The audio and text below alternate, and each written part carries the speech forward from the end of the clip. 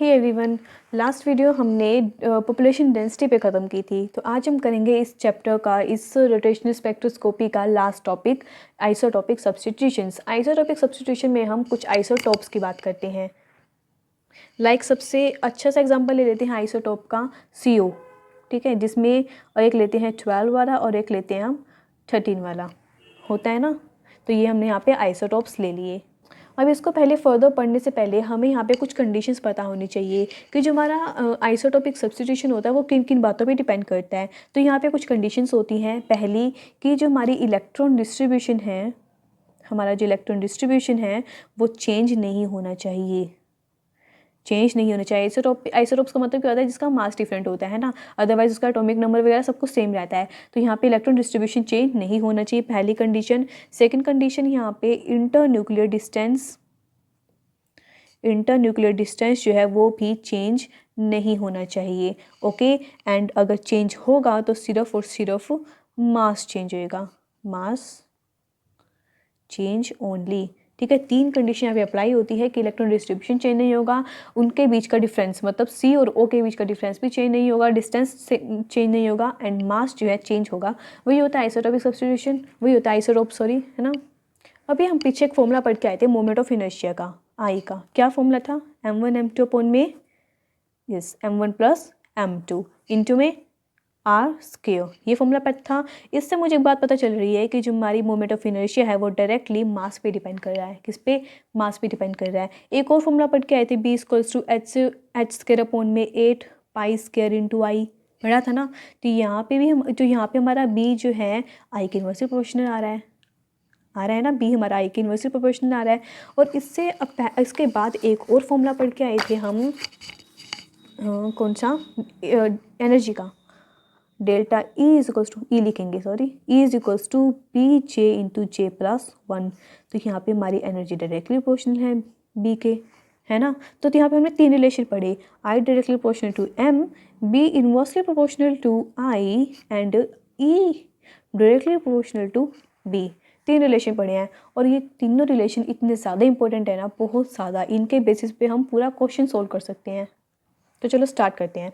अभी मैंने कहा कि हमने अभी दो आइसोटॉप्स लिए, CO एक 12 में और एक हमने CO लिया 13 में, ठीक है। अभी मैं क्या करूँगी, इनका सबसे पहले मैं स्पेक्ट्रा बनाऊँगी। First level, second level, third level, fourth level and fifth level, 5 ही ले लेते हैं। यहाँ पे जब मेरा ये 0 है, J की बात हो रही है, ये J लिखेंगे, यहाँ पे E लिखेंगे, 1 2 3 4 अप टू सोन, ठीक है। अब मैंने यहाँ पे बात की CO 12 की बात करें सबसे पहले, तो यहाँ पे जो एनर्जी डिफरेंस रहने वाला है, एनर्जी डिफरेंस मैंने पहले ही कहा था, जैसे कि मैंने अभी कहा था कि जब हम ये रिलेशन पढ़ रहे हैं इसके बेसिस पे हम डायरेक्ट इस पूरे क्वेश्चन को सोल्व कर सकते हैं, जो आगे जितने भी क्वेश्चन आएंगे उसको सोल्व कर सकते हैं। अब मान लो हमें यहाँ पे नहीं पता कि यहाँ पे एनर्जी कितनी है और हमें यहाँ पे एनर्जी डिफरेंस फाइंड आउट करना है, तो सिर्फ इस तीनों की हेल्प से, इन तीनों रिलेशंस की हेल्प से हम सबसे इजी फाइंड आउट कर सकते हैं। मैंने भी कहा कि आई जो है डायरेक्टली प्रोपोर्शनल है मास के। यहाँ पे मास 12 है, यहाँ पे मास 13 है। मास किस में ज़्यादा है? यहाँ पे मास क्या है? कम है, और यहाँ पे मास क्या है? ज़्यादा है। बात नोट करनी है, एक एक बात नोट करनी है। यहाँ पे मास कम है, यहाँ पे मास क्या है? ज़्यादा है। मैंने अभी कहा फिर मास के बाद अगर हमारा मास यहाँ पे कम है, यहाँ हमारा मास ज़्यादा है, तो इन केस हमारे यहाँ पे आई क्या होगा, मोमेंट ऑफ इनर्शिया क्या होगा, डायरेक्टली प्रोपोर्शनल है ना, moment of inertia decrease, and यहाँ पे मोमेंट ऑफ इनर्शिया कितना जाएगा, इंक्रीज। फिर मैंने कहा था कि मोमेंट ऑफ इनर्शिया B के इन्वर्सली प्रोपोर्शनल है, तो मतलब मेरा यहाँ पे B जो है रोटेशनल कांस्टेंट वो क्या हो गया, इंक्रीज। यहाँ पे B क्या हो गया, डिक्रीज, है ना। फिर मैंने कहा था E डायरेक्टली प्रोपोर्शनल है B के, मतलब एनर्जी डायरेक्टली प्रोपोर्शनल है, तो मेरी जो एनर्जी आएगी तो वो क्या आएगी, इंक्रीज। यहाँ भी जो यहाँ एनर्जी क्या आएगी, डिक्रीज, या फिर डेल्टा ही बातें की है, कुछ भी लगा लो, कोई फ़र्क नहीं पड़ता, ठीक है।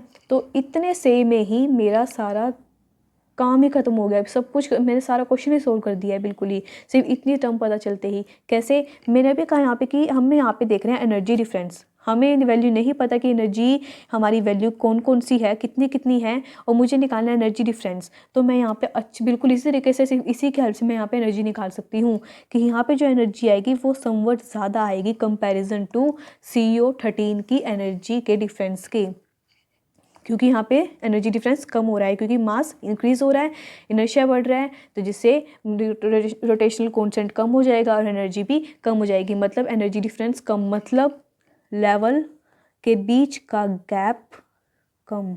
ओके, समझ में आ रहा है? ये लेवल बिल्कुल कम हो चुके हैं, ये और भी कम आएंगे। जो पहले हमारा लेवल था वो अब यहाँ पहुँच चुका है। दूसरे पेन से शो करेंगे। ये हमारा यहाँ आ गया, ये हमारा नीचे खिसक के यहाँ आ गया। सबसे ज़्यादा इंपॉर्टेंट है ये, और ये आपके बुक में दिया होगा, ये वाला इस तरह का कोई फिगर दी होगी जिसमें आपको कुछ को समझ में आ जाएगा कि ये लेवल डिक्रीज़ कैसे हो रहे हैं, कुछ समझ में नहीं आ रहा है ना, कुछ ऐसा होता है कभी कभार। तो सिर्फ सिंपल सा क्वेश्चन था, सिंपल से क्वेश्चन में आपने पूरी चीज़ सोल्व कर ली। सिर्फ 3 बातें पता होनी चाहिए, सिर्फ ये 3 टर्म, ठीक है। इनके बेस पे आप यहाँ पे किसी का भी स्पेक्ट्रल लाइन शो कर सकते हो, किसी का भी डिफरेंस बता सकते हो स्पेक्ट्रल लाइन के केस में। तो मैंने यहाँ क्या कहा, यहाँ पे हमारा CO2 12 था, CO2 13 था। CO2 13 इसमें डिफरेंस क्या है, सिर्फ मासेस का, मासेस पे ही सारा डिफरेंस, सारे कुछ बेस्ड है। यहाँ पे मास घटा तो हमारी एनर्जी बढ़ी, और यहाँ पे मास बढ़ा तो हमारी एनर्जी घटी। और इस केस में मतलब हमारा डिफरेंस जो है इसमें ज़्यादा रहेगा, इसका डिफरेंस कम रहेगा। तो इस केस में हम यहाँ पे एनर्जी इजीली फाइंड आउट कर सकते हैं कि हमारा एनर्जी डिफरेंस कितना रहा होगा, कि हमारी यहाँ पे ज़्यादा आई होगी, CO2 12 की एनर्जी हमेशा एनर्जी डिफरेंस ज़्यादा रहेगी, और CO2 13 की एनर्जी कम रहेगी। तो इसी वजह से हमारे जो स्पेक्ट्रल लाइन्स है थोड़ी क्लोज आ जाती हैं, ठीक है। यही होता है हमारा आइसोटोपिक सब्स्टिट्यूशन। तो अब यहाँ पे हमें ये तो पता चल गया कि जो एनर्जी डिफरेंस है यहाँ ज़्यादा रहेगा, जबकि एनर्जी डिफरेंस यहाँ ज़्यादा रहेगा, एनर्जी डिफरेंस यहाँ पे कम हो जाएगा अगर हम आइसोटोप्स की बात करेंगे। तो यहाँ पे जो है एक फॉर्मूला निकाला जाता है बी के केस में, बी के और मास के केस में, क्योंकि यहाँ पे होल डिपेंड हमारा क्या है, मास ही है, मास पे सारा कुछ डिपेंड कर रहा है। तो हम यहाँ पे मास और रोटेशन कांस्टेंट के बीच में एक रिलेशन फाइंड आउट करते हैं, देखते निकालते कैसा आएगा, ठीक है। सबसे ज़्यादा इंपॉर्टेंट रिलेशन आएगा ये भी। अब मैंने बात की CO की, मैं इसको मान लेती हूँ B = h² अपॉन में 8 π² × I, यही होगा ना, है ना। एंड CO 13 के केस में इसको मान लेते हैं B1, इसको मान लेते हैं B2, ये भी सेम रहेगा 8 π² × I। मोमेंट ऑफ इनर्शिया अलग अलग है, तो I1 एंड I2। तो मतलब हमारा B इनवर्सली पोर्शन है तो हमने पहले पता चल गया था। एंड हमें पता है कि I का फॉर्मूला क्या होता है in case of mass, I term में हम इसे डिनोट करेंगे μr²। कंफ्यूज मत होना, ये म्यू है, यार है, मेरा ऑलमोस्ट सेम ही लगता है। μr², यही रहा, इसे हटाऊँ, μr²। एंड I2 क्या है हमारा, सेम μr²। r डिस्टेंस तो सेम ही रहना है, CO के बीच की डिस्टेंस सेम ही रहना है, चेंज किस में आएगा, मासेस में। तो मैं इसे μ1 r1² एंड μ2 r2² लिखूँगी, बस, और कुछ नहीं है, इसे पुट कर दो। तो B1 = B1 अपॉन में B2, दोनों को डिवाइड कर देंगे, विच इक्वल्स टू ये वाली वैल्यू, इसमें से हमारी h² कैंसिल, 8 π² से 8 π² कैंसिल, बचा क्या, I2 अपॉन में I1, यही बचा। एंड हमारा I2 अपॉन में I1 अभी निकाल के हटे हैं, μ2 r² अपॉन में μ1 r² से r² कैंसिल, तो मेरा B1/B2 की वैल्यू क्या आई, μ2 अपॉन में μ1। सबसे ज़्यादा इंपॉर्टेंट रिलेशन है, डायरेक्ट इसी से ही क्वेश्चन आते हैं। आपको मान लो क्वेश्चन दे दिया जाएगा, एक CO12 है और एक CO13 है, इसका मान लो आपका B दे दिया और इसका B नहीं दिया, ठीक है, इसका हमें B दे दिया, इसका B नहीं दिया, बस। और आपको यहाँ पे इसका B फाइंड आउट करना है। मान लो कुछ भी दे दिया, ये लेट्स सपोज 15 दे दिया आपको, ठीक है, तो इसका हमें B फाइंड आउट करना है, बस। यहाँ पे B1 क्या है हमारी, हमने ऊपर वाली मान रखी है, तो कुछ भी ले लो, कोई फ़र्क नहीं पड़ता, दोनों इनवर्सली प्रोपोर्शनल नहीं आने हैं। तो एक में इसकी वैल्यू पुट करो, दूसरा हमें निकालना है, और हमें μ2 μ1 तो पता ही है, m1 m2 अपन में m1 + m2, बस इनका मासेस पुट करना है और कुछ नहीं करना, सिंपल सोल्व करो और हमारा B2 निकल जाएगा। तो इसी तरह से क्वेश्चन आते हैं इस टॉपिक के बेस पे, हमसे यहाँ पे कोई एक वैल्यू पूछी जाएगी और एक वैल्यू हमें दी जाएगी, जबकि मासेस तो हमें खुद को पता होते हैं क्या होते हैं किसी भी एटम मॉलिक्यूल्स के। बस हमें एक चीज़ याद रखनी है, जैसे हमें दो केसेस मिले हैं, एक CO एक ये, दो CO मिले हैं जिनके मासेस अलग अलग हैं। हमें सिर्फ ये चीज़ याद रखनी है कि हमारा जिसका मास ज़्यादा होगा, जिस आइसोटोप का मास ज़्यादा होगा उसका B कम आएगा। ये चीज़ आपको वहाँ पे नोट करनी पड़ेगी। अगर आपका मास ज़्यादा निकल रहा है तो उसका मतलब आपका क्वेश्चन रोंग है, क्योंकि सॉरी B ज़्यादा निकल रहा है, क्योंकि हमने अभी कहा कि जिसका मास ज़्यादा होएगा उसका B कम आएगा। तो ये चीज़ आप यहाँ पे नोट कर सकते हो अपना आंसर चेक करने के लिए। बस आपका जो B है वो इससे कम आना चाहिए, ठीक है।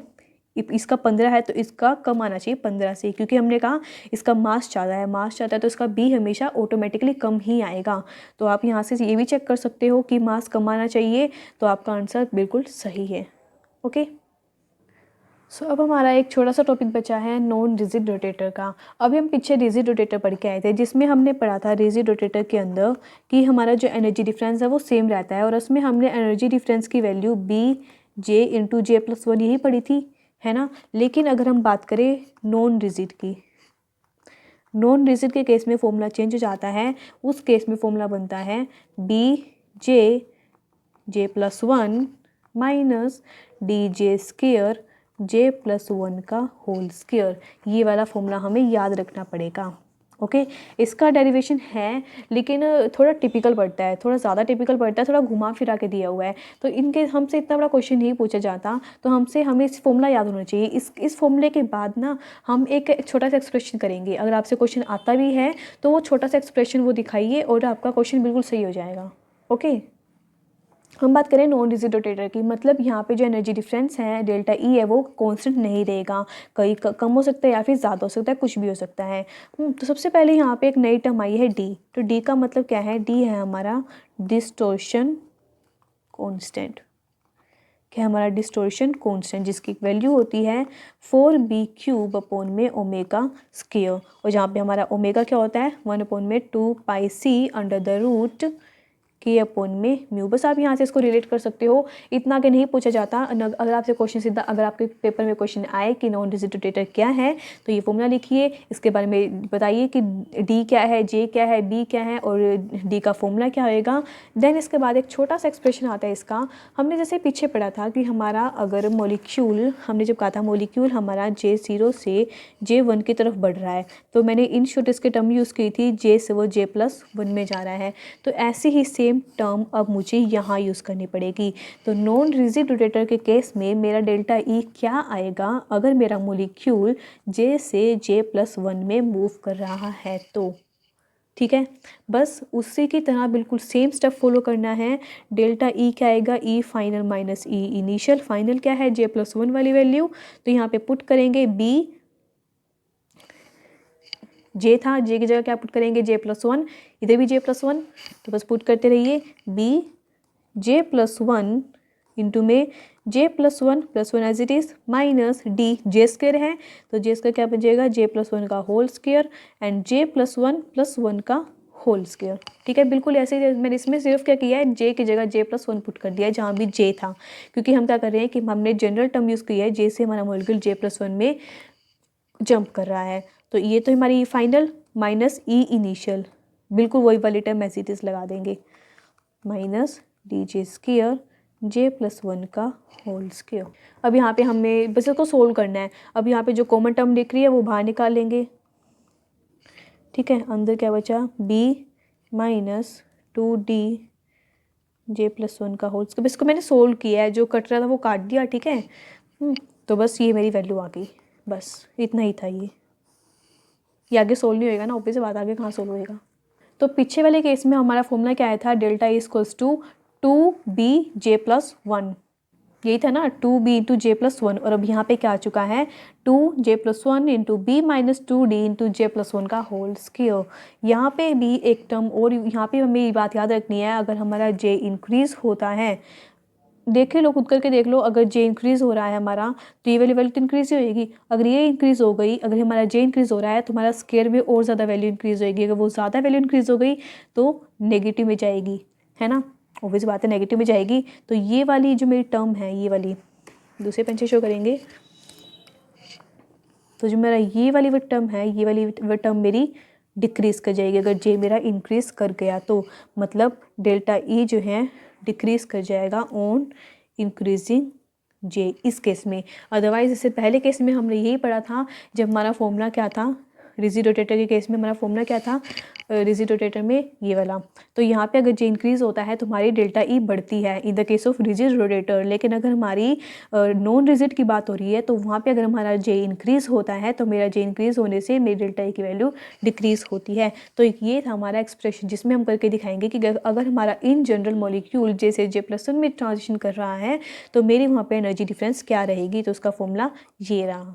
ओके, तो ये था हमारा last topic non rigid rotator. यहाँ पे हमारी रोटेशनल स्पेक्ट्रोस्कोपी ख़त्म होती है।